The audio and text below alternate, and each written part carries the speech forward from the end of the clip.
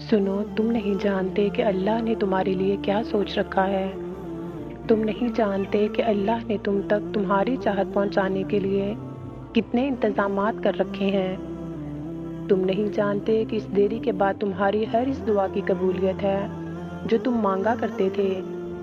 तुम नहीं जानते कि तुम्हारे ख्वाबों को पूरा करने के लिए इसने कैसी तदबीरें बना रखी हैं। तुम ये भी नहीं जानते कि तुम्हें तोड़ने में ही इसने जोड़ने वाले सभी राज छुपा रखे हैं। और तुम नहीं जानते कि इसने इख्तिताम में तुम्हारी रज़ा को ही तुम्हारा मुकद्दर लिख रखा है। दुआएं मोजज़े लाती हैं, लेकिन आहिस्ता आहिस्ता एक तसलसल के साथ असबाब बनाती हैं, और फिर तुम्हारी कबूलियत का मुकाम तुम्हारी झोली में डाल दिया जाता है। और फिर तुम्हारा तवक्कल तुम्हारे बिगड़े नसीब को हरा कर तुम्हारी दुआओं पर कुन की खुशनुदी अता कर देता है।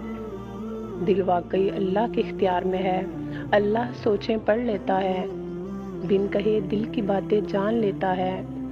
दिल के किसी गोशे में छुपी ख्वाहिशें अचानक से पूरी कर दी जाती हैं और इंसान को पता भी नहीं चलता।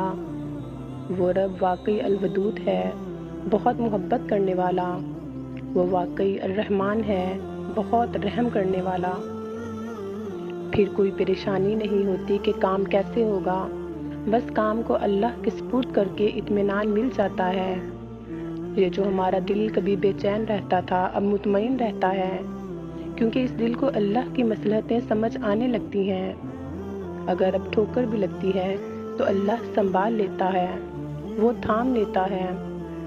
जो चीज़ जितनी नामुमकिन होती है वो उतनी ही मुमकिन भी होती है, लेकिन कौन जाने हम ज़रा सी देर देख लें तो इनकार समझ लेते हैं। सब्र और दुआ की ज़रूरत है, फिर तुम देखोगे इस देर के बाद कुल फरमा दिया जाएगा और तुम्हारी मनपसंद चीज़ तुम्हें अता कर दी जाएगी। अगर अल्लाह ने तुम्हारे दिल में किसी की चाहत डाली है और तुम्हें दुआ मांगने की तौफीक भी दे रहा है, तो हो सकता है अल्लाह तुम्हारी चाहत पे राज़ी हो और बस तुम्हें आजमा रहा हो। तुम्हारी कहानी तो अल्लाह ने लिखी है, फिर वो बेहतरीन कैसे ना होगी। अगर तुम्हारी दुआ कबूल होने में देरी हो रही है तो मान लो जो तुम चाहते हो वही तुम्हें कुछ वक्त में मिलने वाला है। जल्दबाजी में वक्त की रफ्तार भूल जाते हैं हम। यकीन रखें तो इसका मुकर्रर किया गया वक्त हमें बेहतरीन नवाजने के लिए हुआ करता है। अल्लाह से मांगे सब मांगे, लेकिन इसकी रज़ा भी साथ मांगे। कभी अपनी ख्वाहिश पर जिद ना करें कि जो आपने मांगा है वही दे।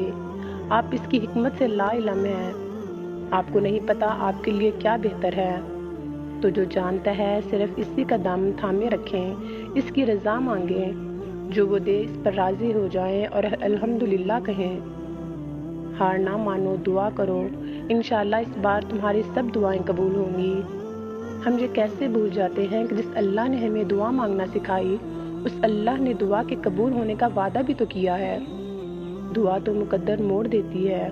तुम बस यकीन रखो अपनी दुआओं की कबूलियत का। कभी सोचा है अगर अल्लाह को आपकी दुआ कबूल ना करनी होती तो वो बिला वजह आपके दिल को एक ही दुआ पर क्यों रोक देता। अगर कबूल ना होनी होती तो अल्लाह आपका दिल भी तो बदल सकता था। यकीनन वो करीब, बहुत ही करीब है कि जब तुम्हारा रब तुम्हें खुश करने में कोई कसर नहीं छोड़ेगा, बिल्कुल वैसे ही जैसे कि तुमने इसकी रज़ा के लिए अपनी ख्वाहिशात को कुर्बान करते हुए अपने सब्र से इस राज़ी होने में कोई कसर नहीं छोड़ी। फिर मायूस मत हो, दिल से निकली हुई एक दुआ हर गुमान के यकीन को बदल देती है। दिल से